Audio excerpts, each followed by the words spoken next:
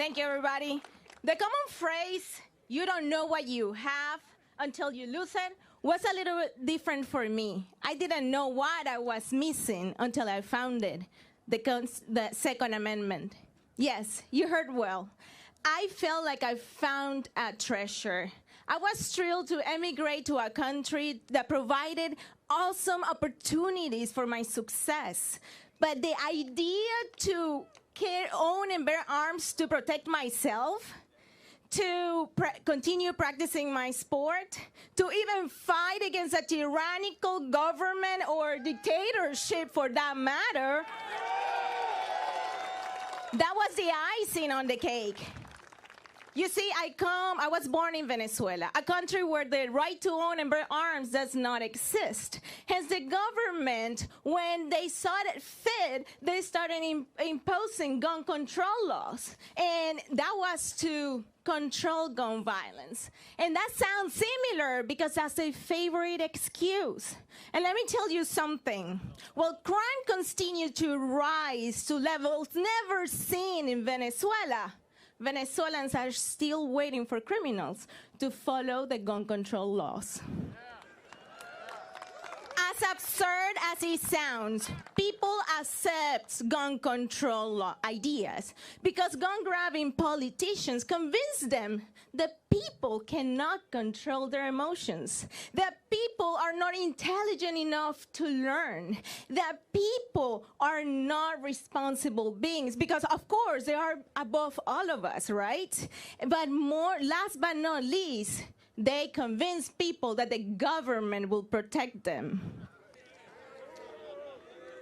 Most, if not all, citizens disagree with these generalized statements. However, they end up accepting because having the government protecting them seems appealing.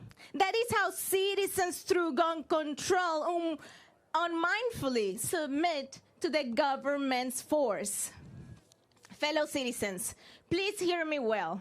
I am talking to you as an American, as a parent, as a daughter, family member, friend, spouse, neighbor, and student.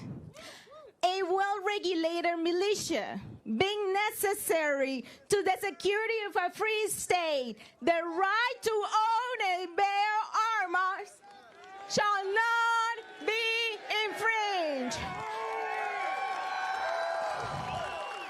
Gun-grabbing politicians more than ever are revealing their true intentions. And it seems like their oath to support the Constitution is now part of it. If they believe they can break their oath for one amendment, what guarantee us they will not break their oath once more to change the Constitution to how they see fit? Let me tell you something, there's none. I lived it. We the people are here to remind gun-grabbing politicians and their advocates that the right to own and bear arms shall not be infringed. That's right. That's why we are here today, because none of them will be there to protect us when a criminal decides to break into our home, to attack us in the middle of the night, or when a rapist decides to... He wants to satisfy his needs no matter who he hurts. Remember this, true freedom becomes a luxury when citizens are disarmed. I believe most people in the U.S. are proud Americans who enjoy the great opportunities and freedoms we all have. However, I also believe that many have forgotten how important it is to keep defending those liberties, even when it seems they are protected. Yes, sir. We the people are here to remind gun-grabbing politicians that the Constitution must be respected and they must carry out their oath of office to protect and defend the Constitution. And no, our freedoms and our rights are not negotiable. Friends, let me make something very clear. I'm not here to warning you about what control can do to our country. I'm here to telling you, I'm with you right now, ready to defend our Constitution, because I'm not willing to let these people prevent all of us. Sorry, it's emotional.